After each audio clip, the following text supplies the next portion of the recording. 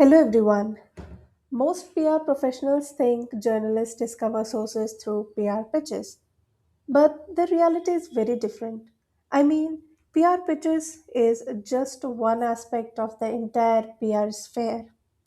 Most journalists already have a private list of trusted experts they go to again and again, sometimes for years. If you're not on that list, your pitches may not even be opened. In this video, I'm going to show you exactly how journalists build their source list so that you can benefit from that, where they actually find experts and what PR teams can do to become one of their go to sources. This is the insider playbook most PR professionals never learn. So let's get started. First, let's understand what a journalist source list actually is. A journalist source list is essentially their personal database of experts.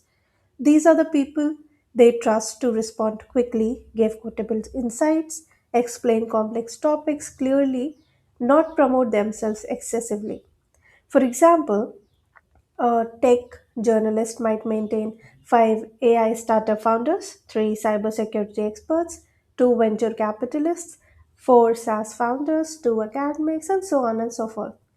When a story breaks, they don't start from scratch. Instead, they send a quick message like, "Hey, quick comment for a piece I'm writing about AI regulation. Can you send me three sentences by 3 p.m. today?" If you are on that list, you get quoted without pitching at all. So, let's see the six main ways journalists actually find sources. This is something where most PR teams misunderstand the process. Journalists rarely rely on cold outreach alone.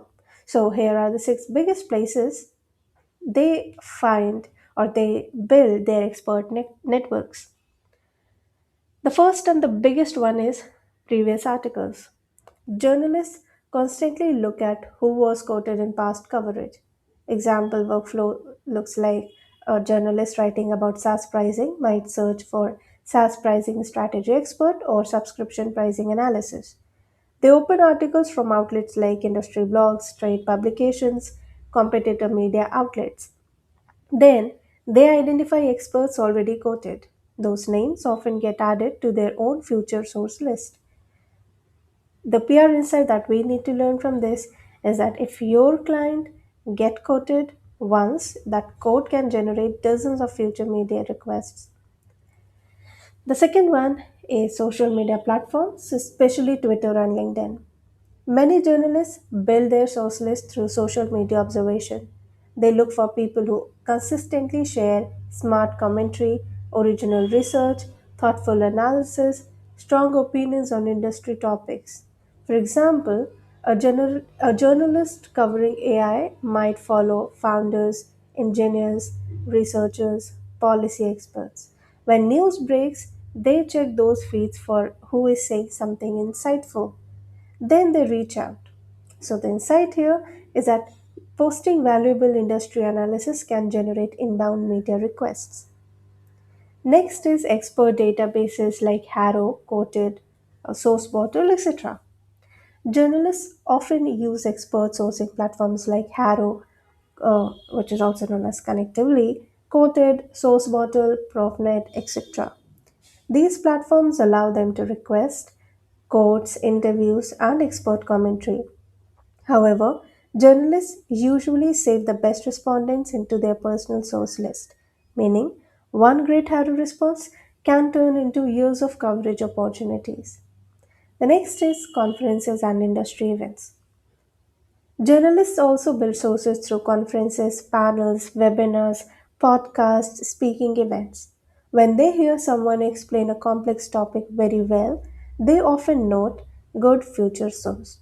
This is especially common in industries like technology, finance, healthcare, marketing. So, speaking opportunities are major relationship opportunities that you need to consider for sure. The next one is academic research and reports. For complex topics, journalists frequently look at the academic papers, industry reports, think tanks, and so on. They identify the authors and reach out. This is why economists, and researchers are frequently quoted. Next one is recommendations from other journalists. Journalists often ask their colleagues, "Do you know a good expert on this topic?" This happens frequently inside newsrooms and Slack channels, which means if one journalist trusts a source, that expert can spread across multiple publications. Now, how journalists decide if someone stays on the list? Getting on a source list is one thing, staying on it is another. Journalists typically judge sources based on four factors. The first is speed, which is something that journalists often work on tight deadlines, which is something that we all know. So, a source who replies in 20 minutes is far more valuable than someone who replies the next day.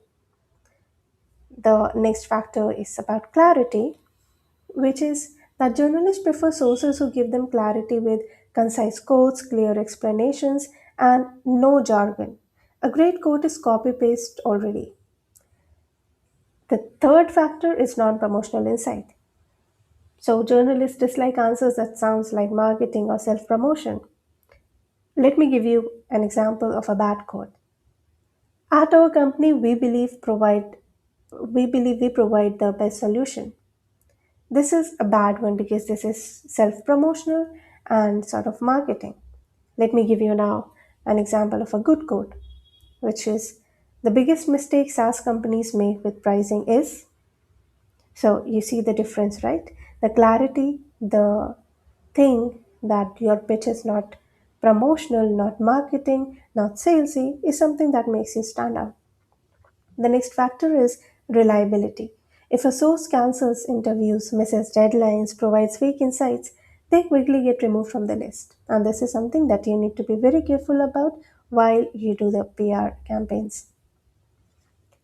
Now, let's understand how PR teams can get their clients on source list, and it can work on clients as well as if they are doing it for internal purposes. Let's say they are building their own brand, they are working for their founders, etc.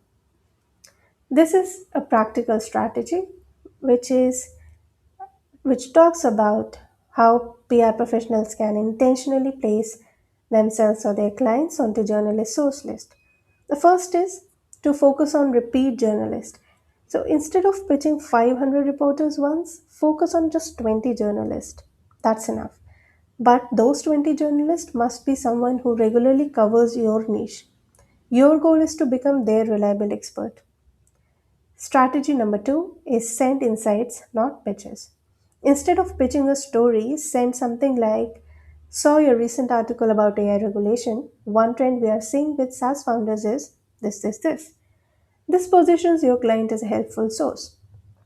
Third strategy is react to breaking news and, if possible, try to be as quick as possible. Journalists love experts who react quickly. Example, when major industry news breaks, send a short expert comment within hours. This dramatically increases your chances of being added to their list. The next strategy is to make the journalist's job easy. The best PR responses include 2 to 3 quotable sentences, unless and otherwise the journalist have asked for, then a clear expert title, and optional supporting data, but if you can add that, it's much better. So everything should be ready to publish, and you need to make sure that there is minimum back and forth communication happening with respect to the details that the journalist is looking for. There is also some mistake that PR teams often make, and that mistake is to treat media outreach like cold sales. Journalists don't want pitches, they want reliable experts who make their stories stronger. When PR teams shift their mindset from get coverage to become a trusted source, everything changes. If you work in PR, understanding how journalists actually build their source list can completely change your media game. Instead of chasing coverage, you start building long term media relationships. And that's when media mentions starts happening without pitching at all. So let me know what you think of this, and if you have any comments, any questions, as always, let us know through the comments box down below, and I will see you in the next one.